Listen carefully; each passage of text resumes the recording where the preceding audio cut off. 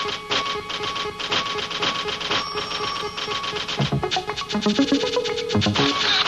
that's a copy. Story. Statement. Question. Copy. Find out. Trace that. 10 seconds there. Stand by. Stand by to roll tape 2. In 5. Ready? 4. Roll tape 3. 2. 1. I don't consider myself an anchor man. I don't consider myself an actor or a reader. I'm involved in the news gathering process. And at the end of every day at 6 o'clock, I slap on a little makeup hurriedly, go up to the studio and tell the folks, hey, here's what happened today in your town. Of course we're performers. The lights, the cameras, we have to be performers. The perfectly knotted tie, the hair in place, the makeup, no slouching, to the proper camera, everything is meticulous. We are performers. Performing a newsperson's job. A lot of times I think we sensationalize when there's no substance, because sometimes sensationalism sells. And that's for management and the producers to decide, over which, at this point in my career, I don't have a say. Oh, I protest sometimes, and I think they listen sometimes, but it doesn't really change the face of things as I see them. I'm Harding Carter, and this is Inside Story. Tonight we talked with 3 veteran local TV anchormen about the TV news business, where it's been, where it may be going, and what they think about it. It's a business that's changed dramatically since its early days, and they've lived through many of the changes. Inside Story producer Irina Posner begins our story in Miami, where we asked, what's a nice guy like you doing in local TV news? Miami's a good place to be a journalist. It's a community in the midst of change. Once it was principally a winter playground. Now the impact of the drug trade and foreign money, plus a massive influx of foreign refugees, has changed life here dramatically. It's a very different place than it was in 1950, when Miami's first television station began to transmit news to perhaps 2,000 owners of TV sets here. From the television news center of the South, here's today's Florida News Picture. Canada Dry, America's favorite ginger upper, presents WTVJ's news director, Ralph Rennick, reporting the news. Ralph Rennick was a skinny 22-year-old when he started the news department at WTVJ in 1950. No anchor in America has been on the air without interruption as long as he has. 11, for now, good night. May the good news be yours. Today at 56, Rennick is more than just an anchor. He's the station's news director and vice president. This unprecedented power helps insulate him from worries about ratings that haunt most anchormen. I don't consider myself an anchor man. I don't consider myself an actor or a reader. I'm more of a reporter or a reflector of what has gone on in this town every day. I'm involved in the news gathering process, and at the end of every day at 6 o'clock, I slap on a little makeup hurriedly, go up to the studio and tell the folks, hey, here's what happened today in your town.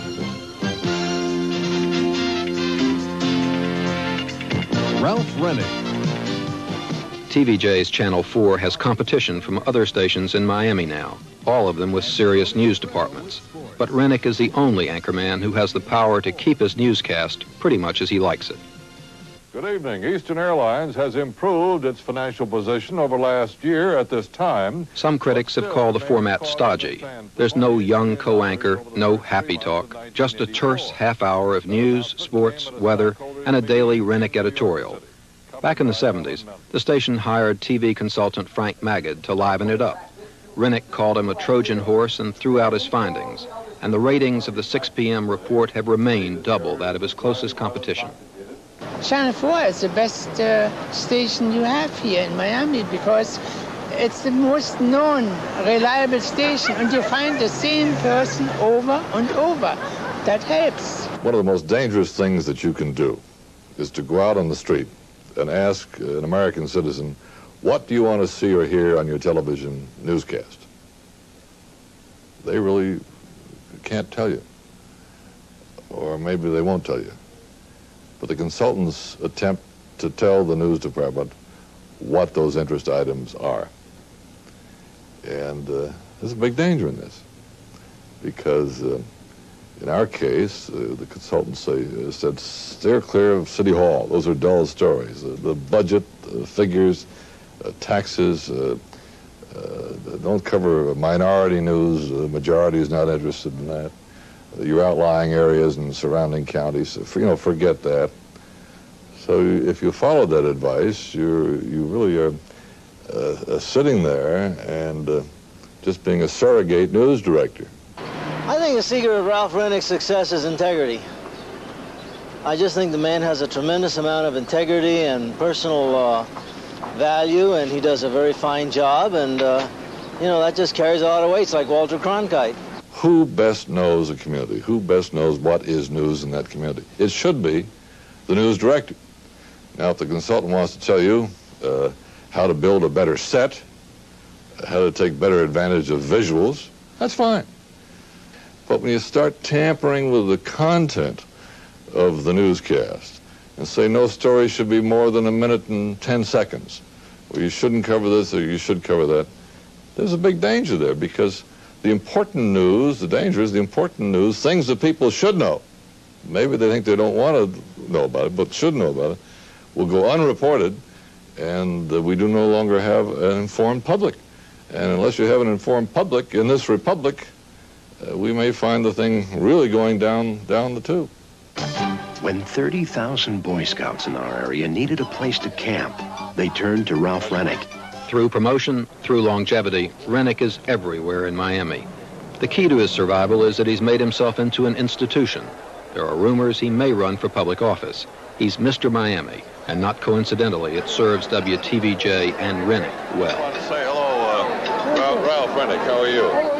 When we were with him, he made an appearance at a public library fundraiser and at a farewell party for the mayor of Nice, France, at the home of a South American millionaire. Then, to top it off, Rennick, a widower who raised 6 children, offered himself for auction as a dinner date to raise money for a scholarship fund. This is a man who really loves his work. Rennick has done it his own way and made it work. His news program has remained #1 longer than any other in the country, multiple awards and all. But he knows who bestows the most important award. The ultimate, I guess the ultimate factor here is the viewer, what the viewer chooses. And I just hope that the American public, in its great wisdom, will be watching what is news and will encourage even better news coverage. A lot of times I think we sensationalize when there's no substance, because sometimes sensationalism sells. And that's for management and the producers to decide, over which, at this point in my career, I don't have a say. Oh, I protest sometimes, and I think they listen sometimes, but it doesn't really change the face of things as I see them. At 62, Los Angeles anchorman Jerry Dunphy is a survivor. He's been through a lot. 6 years ago, he underwent quadruple bypass heart surgery. 2 years ago, he was bound and robbed in his home. Last year, he and a companion were gunned down in his Rolls-Royce in a hold-up attempt. Dunphy survived again and returned to the air after 3 weeks. But to the news community, possibly the most shocking of all was his firing 10 years ago by CBS in LA, where he was anchoring their top-rated newscast. Too old an image, they felt. KABC News snapped him up the next day. By the next year, it had gone from #3 to #1 in Los Angeles. While Dunphy would see us, KABC wouldn't let us inside. Perhaps that's because the station's been attacked for years for what's called its flash and trash newscasts. Unlike Rennick, who controls show content, Dunphy had to learn to compromise when he joined the KABC news team. There's a lot of things on television today that we wouldn't have put on 10 or 12 years ago.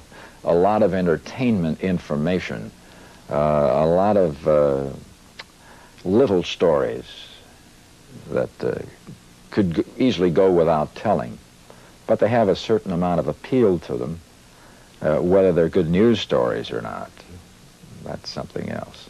So we've diluted the product somewhat on the way to getting where we are. And sometimes being number one and having something like that succeed keeps you keeping on doing it. If we changed today and gave the public a 1965 newscast, it wouldn't sell. The public expects more from us today. We must be giving the public what they want. In television, the public is called the market. In Los Angeles, that market is immense and lucrative, and feeding its taste for news is worth $1 million per rating point. It's a marketplace where style dominates and where it changes with regularity. A tough market, but for almost a decade, KABC has topped the ratings with what the station itself has described as a combination of journalism and showbiz. Eyewitness News with Jerry Dunphy, Christine Lyon. What KABC gives LA is an astonishing 3.5 hours of local tabloid-style news. Good afternoon. Here's the latest at 4. Homicide detectives in southwest Los Angeles are looking for 4 killers who carried out a bloodbath early today. The day before we met with Jerry Dunphy, his news opened with 5 crime stories in a row. It's the editor's choice what goes in and what goes out, and you can't have it all. Hopefully, you will capture the top stories, those that affect the lives of the people the most, those that will show you what it was like in Southern California or a particular community that day. 5 crime stories. And I can tell you this, those crime stories you're talking about, I know about, and those are newsworthy stories. Yes, but what a picture of L.A. that gives to your audience. And by leading off a show with 5 stories about murder and mayhem and bloodbaths, as they put it on the air, you're creating a kind of sensational view of the community that breeds a kind of fear in people. And you're ignoring other stories. The community has a right to be afraid, and rightfully so, should have some fear and should do something to stop it. And maybe good, strong news stories will make things happen in the legislature, make things happen in our courtrooms that will improve our community. But you're not reporting on the legislature in those newscasts. All the ones I've seen have not covered the legislature. They have not all those covered you've seen that day, that may be true. The City Hall. That may be true. But that is not consistently true. So I don't think the point holds weight. We kept watching KABC. This time, the 11 o'clock report with anchor Tawny Schneider, a former Miss America. It opened with 3 stories about child molestation, followed by a story about a homosexual father, and a story on a gay rights bill. Then came 3 minutes of weather, followed by 56 seconds on Jesse Jackson winning the primary in Washington, D.C., and an equal amount of time reporting on a revival of Leave It to Beaver. We were told Diane Carroll will join the cast of Dynasty, and this was followed by almost 6 minutes of sports. The next and closing story was about a party at Hugh Hefner's mansion, where the Playmate of the Year was announced. To me, it's better than being Miss America or Miss Universe, and I've always wanted to be either one, but winning the Playmate of the Year title, something I've always wanted. My dear, you forget a basic premise. You can do a very successful newscast with all of the right elements and fail. And if you don't respond and be provocative to the audience you've got, and you fail, I guess what I'm trying to say is there's no substitute like success. If you don't get the rating points, you'll see major changes that can be catastrophic, both to the staffs of stations and to news departments as a whole. You've got to respond to what the public is going to watch. If you're going to get the number, ratings are a very real, important part of the business. Now, you don't get the ratings unless you get the audience.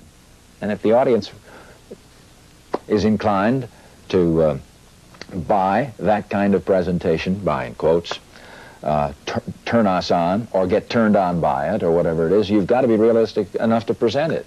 But what if your audience wants bread and circuses? What if they want porn shows? I mean, how far can you go with pleasing your audience? I suppose as far as good taste allows and what the public will allow. In a sense, they're the censor, aren't they? Oh, I don't know. Are they really? Well, I suppose they are. If not, they'll turn you off. I mean, if they don't want what you've got. But where does your sense of journalism come in and demand certain things be done because they're good stories and they serve the public good? I think today the journalist, the pure journalist, is being compromised and has to compromise in the name of good business and in the name of public appeal. You've got to face the reality that I've been talking about. Minneapolis, Minnesota. Clean streets, clean air, clean politics. It's a city that takes itself seriously, and that's the way it seems to want its news as well. Among the stations serving Minneapolis and its twin city, St. Paul, is one of local television's most respected stations, WCCO, the alma mater of such network journalists as Susan Spencer, Phil Jones, Barry Peterson, and Tom Pettit. Walter Cronkite almost became anchorman here in 1957. But when he stayed in New York, his place was taken by David Dalrymple Moore, an actor. But over the years, Moore turned into the genuine article. In a city that takes its news straight, he came to represent the old virtues. The sorrow that is visiting so many of us rigid and flexible purists comes not just from the thought of the Twins playing baseball under a roof, but the very thought that they're going to be tearing this place down. This baseball stadium, one of the 3 best in the world, this last bastion of baseball stability, is only 25 years old. Tearing it down and replacing it with an antiseptic plastic marketing and housing complex is another victory for industrial greed. And next year, this baseball team will be playing out its comic opera in a convention hall that stands as a monument to man's fascination for the vulgar and the tacky. When the game's over, I'm going to sit here for just a few minutes and weep. Do you see yourself more as a performer or as a newsman?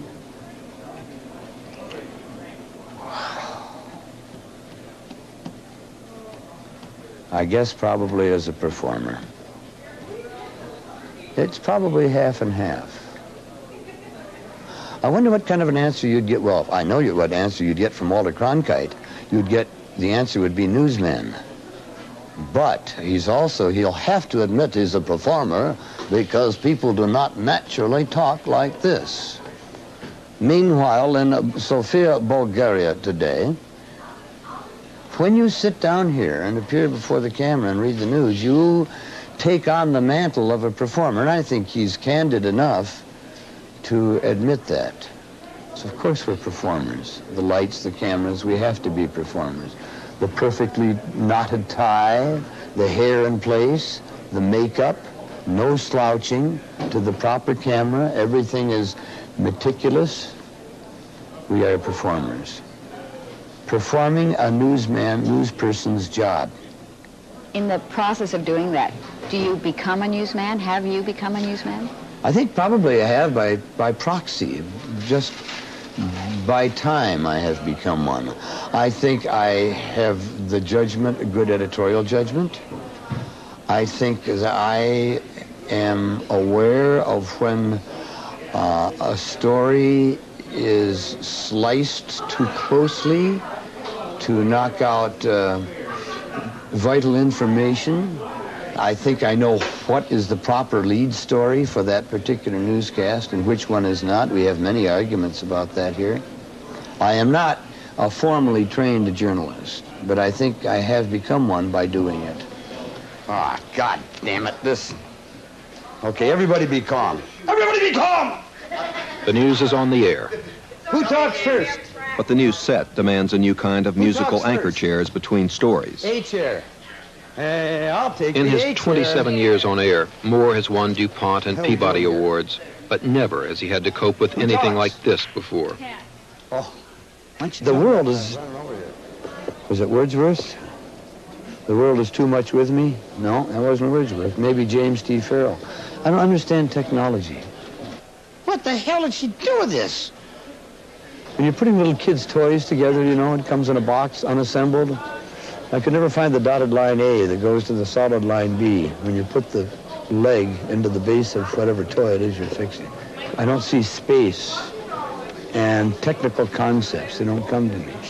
And here we are awash in technology. Let's see how Shelby does that. Turns around, lo and behold, find Dale Dobish overlooking a very bleak day in the Twin Cities metropolitan area. Where, Dale?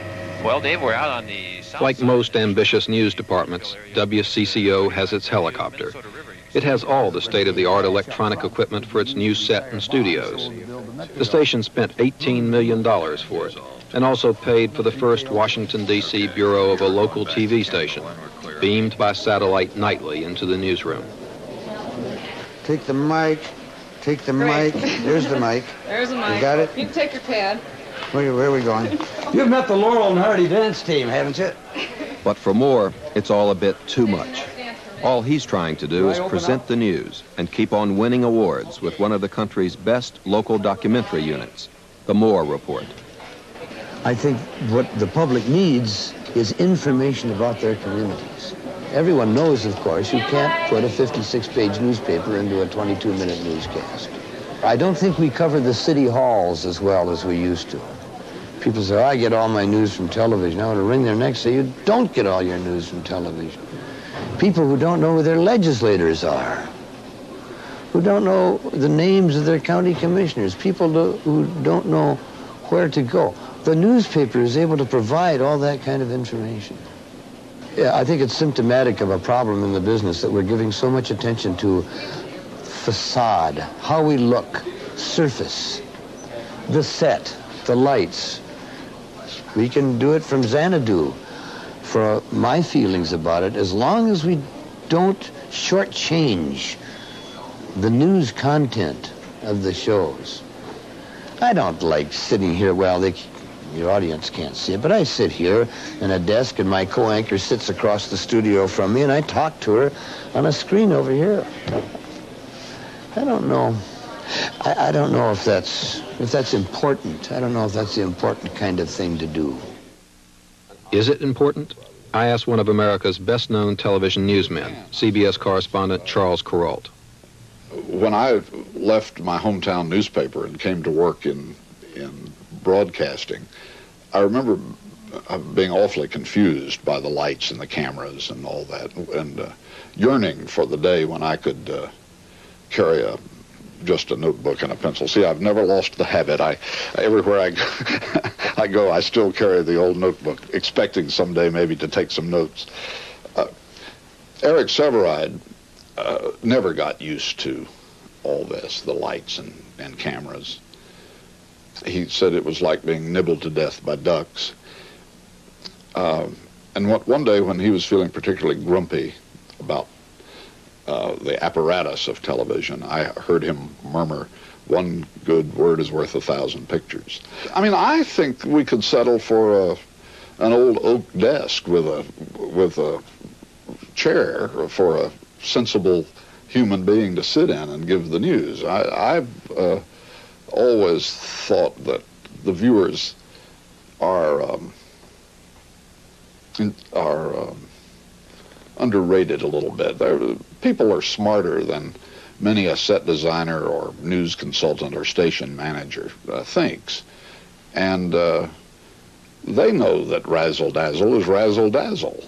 Maybe the hope is that some of the stations that do a good news job will serve as examples to others. I mean, I suppose that's the only hope there is. This is a notoriously copycat kind of business, and if something seems to work in one community, you can be sure that a dozen other communities will be trying it tomorrow.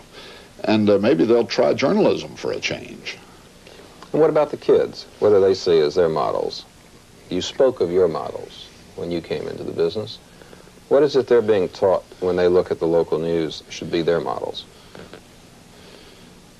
Well, as I say, I don't think there are very many worthy models on the air at local stations. There are some, as we know, and there are some good reporters at local stations today. But by and large, a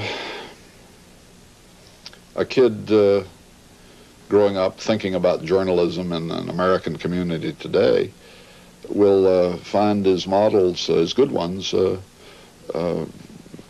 down in the city room of the local paper, I'm afraid. And I mean, I wouldn't want to copy the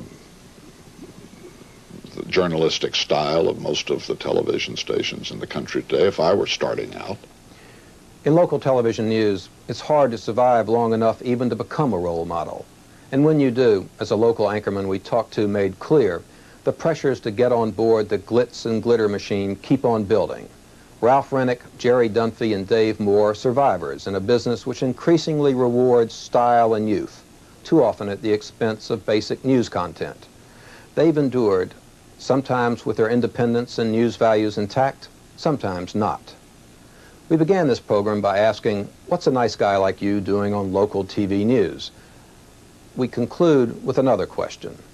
In 5 or 10 years, when these veterans are gone, who and what will be left? For Inside Story, I'm Harding Carter. What do you want from your local TV news? We'd like your opinion. Write Inside Story, P.O. Box 913, New York, New York, 10101.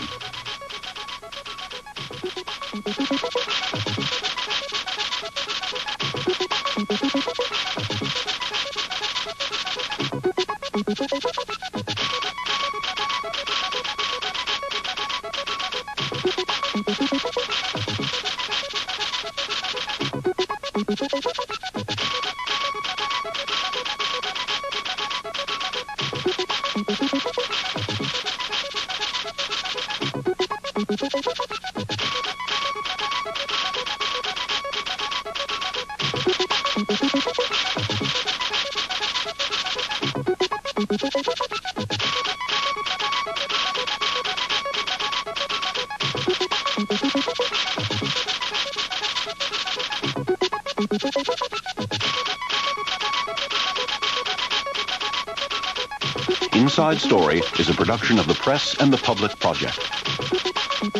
For a transcript of this program, please send $3 to PTV Publications, Post Office Box 701, Kent, Ohio 44240. Schools, colleges, and other organizations can obtain a video cassette of this program by writing PBS Video, P.O. Box 8092, Washington, D.C., 20024. This program was made possible by a grant from the General Electric Company.